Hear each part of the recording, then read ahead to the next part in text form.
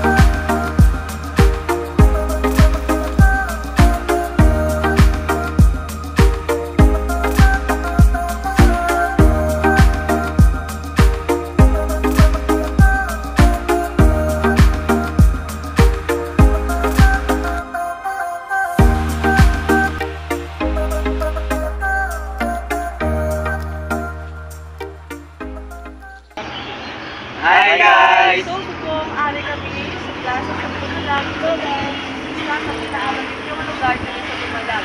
Ini is mga paborito nga tambayan sa mga magbarkadahay, magpamilya, lalo na magjowa, kay manami ang lugar kag presya ang hangin.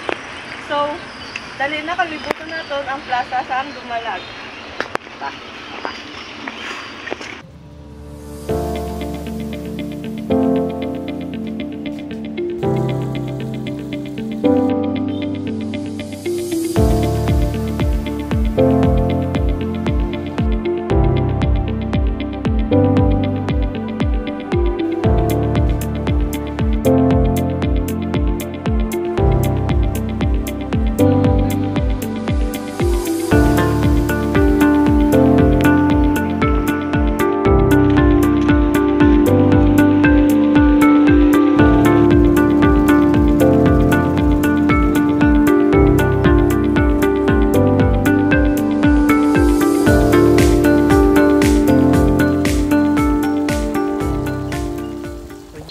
Hi guys!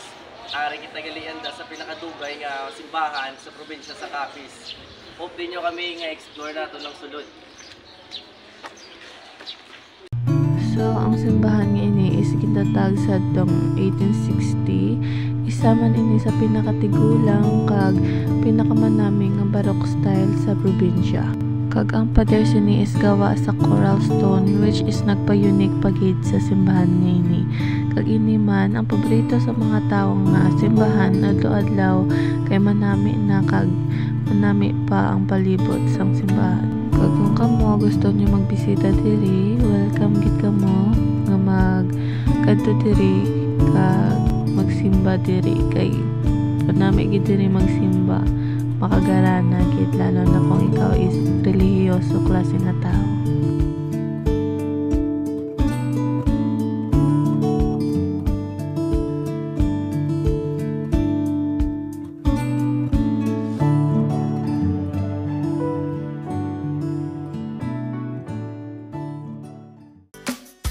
So subong makadto naman kami sa isa ka manami malimpyo kag isa sa pinakadako nga public market diri sa probinsya sang Capiz, which is diri sa Dumalag. So sa Dumalag is puno ka peska ng mga isda, gulay, frozen foods kag iba pa. Kung mahilig ka mo magpamakal or gusto mo magbakal sa mga peska nga mga baligya, kadto na kamo diri sa public market sang Dumalag.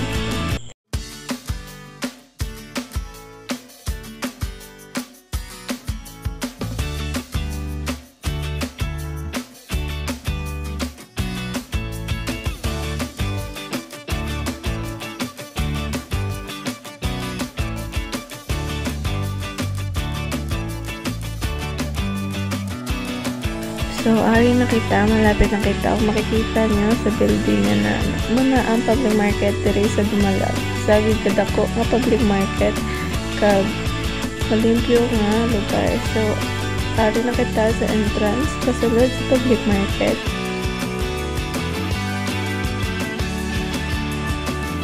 Hi guys, so ari na kami sa sulod sa supermarket. So, open na kami sa mag-explore sa mga fresh nga mga gulay, mga isda, baboy, frozen foods, kag iba pa.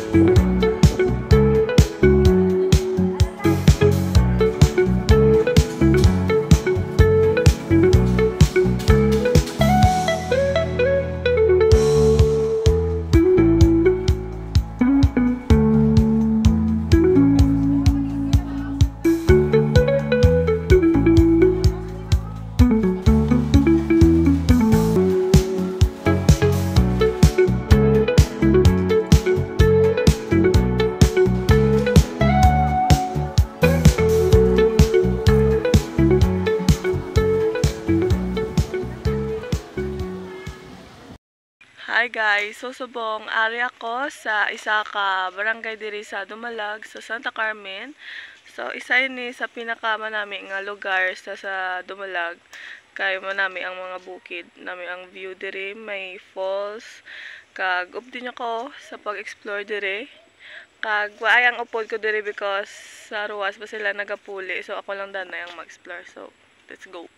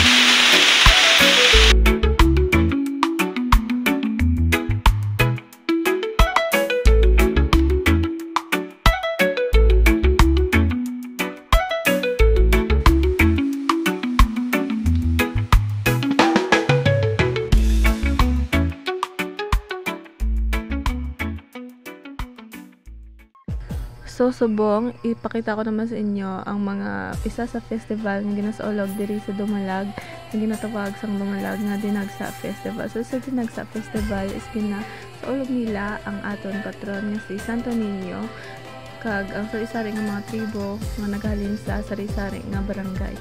So masadya gid dinhi, kag ang Dinagsa Festival is ginasaulog every January.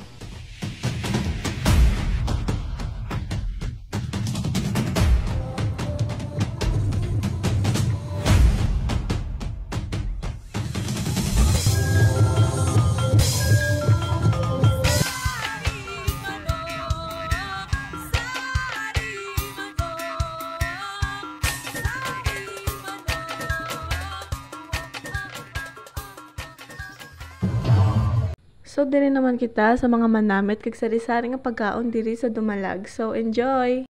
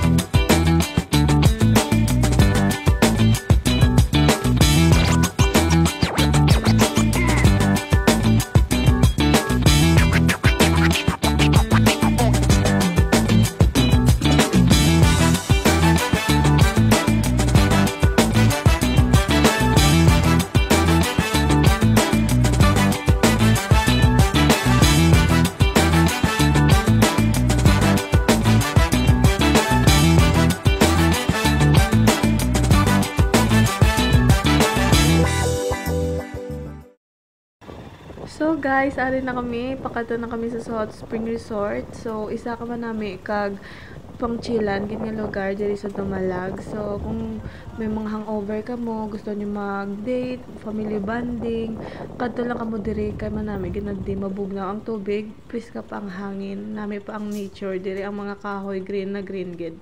So ari na kami guys. So manaog na kami guys, kag maplitin na. So mapuot na si Manong, gin pa ayo na pa kami sa plete. So thank you gid Manong kung sino ka man. Hi guys! So, subong, ari kami sa last namon nga destination which is ang Hot Spring. Ang isa ini sa pinakasikat na paliguan diri sa Dumalag. Kay ini may mabugnaw nga tubig kag pwede gid din nga tambayan. Kung gusto mo magpa-chill-chill, kag dali na, explore na naton ang Sohot. Let's go!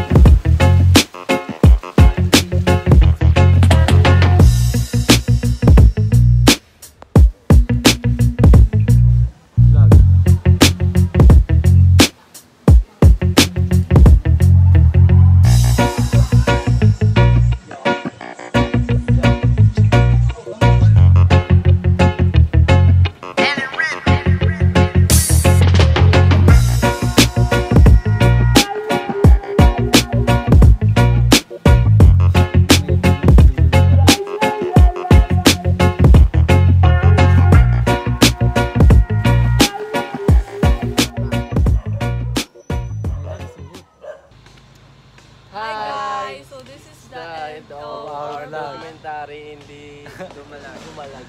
I hope you enjoy our video. Thank you for watching. Bye. Bye.